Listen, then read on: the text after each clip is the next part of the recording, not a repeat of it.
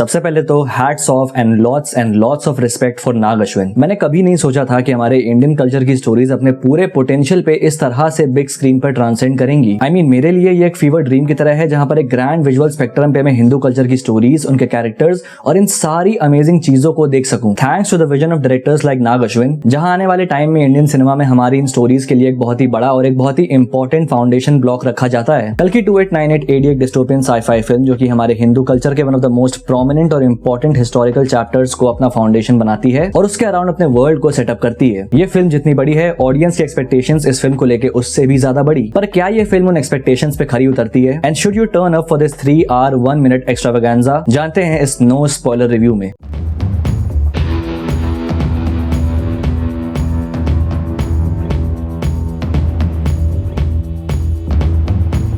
तो सबसे पहले बात करते हैं फिल्म के बेसिक प्लॉट के बारे में, जो कि सेटअप है ईयर 2898 AD में, जहां अब हमारी सोसाइटी एक डिस्टोपियन एरा में जा चुकी है, जहां खाना और साफ पानी जैसे बेसिक रिसोर्सेज भी अवेलेबल नहीं है। एंड इस पूरे वर्ल्ड के सेंटर पॉइंट पे है कॉम्प्लेक्स, एक उटोपियन सोसाइटी जहां पर इंसान दुनिया के हर ऐशो आराम के मजे उठा सकता है, लेकिन उसकी एक कीमत है और वो है 1 million यूनिट्स, जिसको पे करके कोई भी कॉम्प्लेक्स में जा सकता है। एंड इस कॉम्प्लेक्स में रह के इस नीचे की बची कुची पूरी दुनिया को गवर्न करता है सुप्रीम यास्किन, जिसकी अपनी पूरी रजीम है, जिसके इस्तेमाल से वो हर चीज पे कंट्रोल रखता है। एंड वो प्रोजेक्ट के नाम से एक एक्सपेरिमेंट को इनिशिएट करता है, जहां औरतों को इम्प्रेग्नेट किया जा रहा है एक स्पेशल सीरम को एक्सट्रैक्ट करने के लिए। अब ये सीरम क्या है, इसके लिए फिल्म देख लेना। एंड वन डे सुप्रीम यास्किन को जो सीरम चाहिए वो मिलता है समेटी नाम के एक सब्जेक्ट के पेट के बच्चे में, बट वो एस्केप कर जाती है कॉम्प्लेक्स से। एंड देन वो मिलती है अश्वत्थामा से, who is here to protect her and her child. लेकिन उनके सामने है एक बड़ा चैलेंज, जो कि है भैरवा, एक बाउंटी हंटर, जिसका सिर्फ एक ही सपना है, एक ही मकसद है, कॉम्प्लेक्स में जाना, जिसके लिए वो समेटी को कैप्चर करना चाहता है। एंड समेटी के पेट में जो है वो एक नॉर्मल बच्चा नहीं, बल्कि आने वाले इस पूरे डिस्टोपियन वर्ल्ड की एक आखिरी उम्मीद है,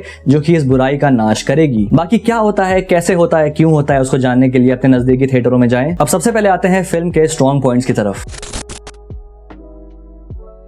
तो जो 2 सबसे स्ट्रॉन्ग फैक्टर्स जिनके ऊपर ये फिल्म राइड करती है, उनमें सबसे पहले आता है इस फिल्म के टेक्निकल एस्पेक्ट्स, जो कि इंडियन सिनेमा स्टैंडर्ड्स की बाउंड्रीज को पार कर जाते हैं। The visual spectacled that this movie presents is something जो आज से पहले इंडियन सिनेमा में कभी नहीं देखा गया। जो पूरी वर्ल्ड बिल्डिंग हमारे सामने रखी गई है, जो सेट डिजाइंस हैं, the complex, the streets of Kashi, जो VFX है। अब ऐसे बहुत से लोगों का कहना था कि जो ट्रेलर है उसमें सिर्फ और सिर्फ फिल्म के बेस्ट शॉट्स को रखा गया है। वेल, मैं बता दूं कि फिल्म अपने हर फ्रेम में चीख चीख के अपनी टेक्निकल ब्रिलियंस की गवाही देती है, right from the opening sequence. And the world is so well made कि जो एक इमर्सिव एक्सपीरियंस आप फील करोगे इस पूरी मूवी के दौरान इसके वर्ल्ड में, वो शायद ही आपने इससे पहले महसूस किया होगा। And the Mahabharata sequence is obviously the stand out and one of the high points of the movie. And I feel like Nag Ashwin would make a sick Mahabharata movie. दूसरी चीज जो आती है वो है इस फिल्म के पीछे का concept and of course the vision, जहां you see an amazing blend of our Hindu history and science fiction elements. And सबसे मजेदार बात यह है कि despite the modernisation and creative liberties, ये फिल्म हिंदू कल्चर के एंशिएंट लोर को बहुत ही क्लोजली फॉलो करती है एंड एक फॉर्म ऑफ एलिवेशन ऐड करती है इन कल्चरल एलिमेंट्स में, जो कि आप महसूस कर पाते हो इस पूरी फिल्म में। जो सिनेमाटोग्राफी है वो बहुत ही बेहतरीन तरीके से इस फिल्म के पोस्ट अपोकलिप्टिक वर्ल्ड के एटमॉस्फेयर को कैप्चर करती है। एंड जो कैमरा हैंडलिंग फाइट सीक्वेंस के दौरान होती है, it ensures a steady and engaging visual experience. You can clearly feel कि कैसे डायरेक्टर इस फिल्म का जो कोर आइडिया है उसके विजन को लेकर कितना क्लियरली और ग्रैंड लेवल पे सोच रहे हैं, और कितने बेहतरीन तरीके से इस फिल्म की टेक्निकलिटीज उस विजन को सपोर्ट और एनहांस करती है। फर्स्ट हाफ एक बहुत ही स्लो लेकिन एक बहुत ही अच्छा सेटअप करता है फिल्म के प्लॉट, उसके वर्ल्ड और उसके कैरेक्टर्स का। फिल्म का सेकंड हाफ गोस टेरिफिक और हर second till the climax engaging और पैक्ड रहता है। एक्टिंग की बात करूं तो फॉर मी जो एक्चुअल लाइमलाइट चुराते हैं इस फिल्म में वो है Amitabh Bachchan as Ashwatthama. He not just shines but dominates with his character in each and every frame. He is 81 years old and जो एक प्रेजेंस और एक कमांडिंग पोर्ट्रेयल वो पोजेस करते हैं इस कैरेक्टर को प्ले करते वक्त, दैट लीव्स यू स्पेलबाउंड कि इस एज में भी he possesses this level of energy. Film शुरू उनसे होती है and then interval, post interval and then climax में he leaves such a significant impact कि मुझे ऐसा लगने लगा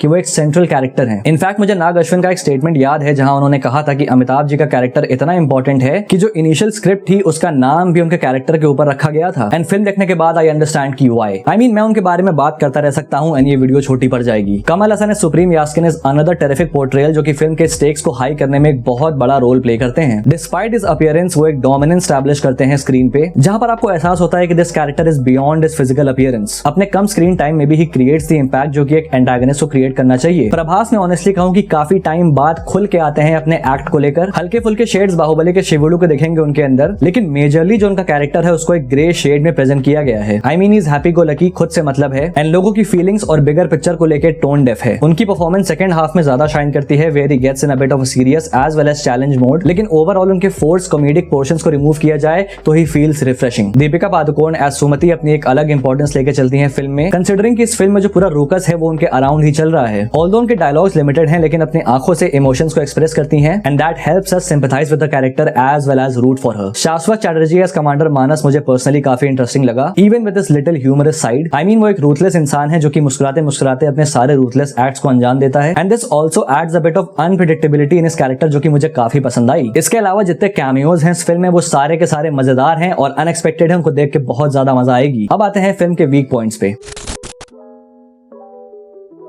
फिल्म का जो सबसे बड़ा वीक पॉइंट है वो मेरे हिसाब से उसके फर्स्ट हाफ में था, एंड नहीं मैं सेटअप की बात नहीं कर रहा, क्योंकि हो सकता है बहुत लोगों को उसका लंबा सेटअप एक वीक पॉइंट लगे, लेकिन मुझे वो नहीं लगा, एंड आई फेल्ट कि वो काफी ज्यादा नेसेसरी था। जैसे काशी में लोगों का जो हाल दिखाया गया है और कैसे वहां पे चीजें फंक्शन करती हैं, एंड जो लैब वाले सीन्स है वो मुझे काफी इंटरेस्टिंग लगे, लेकिन जो अननेसेसरी ह्यूमर और जो एक रोमांटिक एंगल को घुसेड़ने की कोशिश करी गई है, प्रॉब्लम वहां पर क्रिएट होती है। आई मीन एक पूरा सीक्वेंस है दिशा पाटनी और प्रभास को लेकर जो कि एक अब्रप्ट सॉन्ग सीक्वेंस में एंड होता है, उस पूरे सीक्वेंस की जरूरत नहीं थी, प्लस वो फिल्म के पूरे एक्चुअल टोन को ब्रेक करता है, एंड स्टोरी प्रोग्रेशन को भी स्लो करता है, एंड व्यूअर्स को फोर्स करता है to be a little patient with the first half, क्योंकि ऑब्वियसली सेकंड हाफ में चीजें गियर पकड़ेंगी ऐसी उम्मीद रहती है, and definitely second half is worth the wait. लेकिन फर्स्ट हाफ जब से पेशेंस डिमांड करता है उसको अवॉइड किया जा सकता था अगर ये अननेसेसरी सॉन्ग्स और वो कन्वर्सेशन वाले सीन्स को कट कर दिया जाता जो कि इस फिल्म के प्लॉट में कुछ भी कंट्रीब्यूट नहीं करते। इनफैक्ट ये जो सारा टाइम है वो फिल्म के कुछ और चीजों में यूटिलाइज किया जा सकता था जो कि फिल्म के एंड में आते आते फिल्म में काफी होने वाली चीजों का इंपैक्ट बढ़ाते। फॉर एग्जाम्पल कैरेक्टर डेथ्स जो कि इतनी होती है फिल्म के दौरान, बट यू फील नथिंग और any kind of loss. Music की बात करूं तो फिल्म का म्यूजिक तो बढ़िया है, लेकिन अंडर यूटिलाइज फील होता है मेजॉरिटी पोर्शंस में, जहां बहुत से सीक्वेंस में एक एंथ्रोलिंग सा बीजीएम मिसिंग सा महसूस होता है जो उन सीन्स की इंटेंसिटी को और ज्यादा बढ़ा सकता था।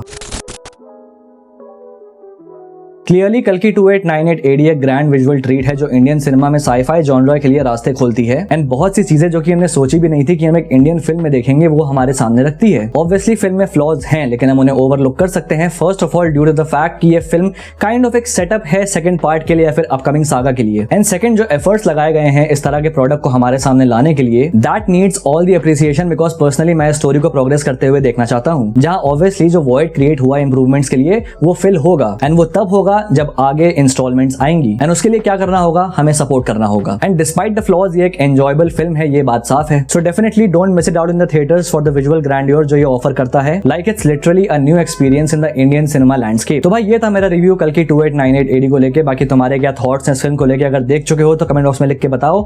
बाकी अगर वीडियो पसंद आए तो लाइक कर देना, और अगर पहली बार यहाँ पे आए तो सब्सक्राइब करना मत भूलना ऐसी और वीडियोस के लिए। बाकी अभी हम और इन डिटेल बात करेंगे आने वाले स्पॉइलर टॉक वाले सीरीज में, तो उसके लिए वेट करना। Till then, this is your pop culture net signing off. We'll see you guys in the next video, and thanks for watching.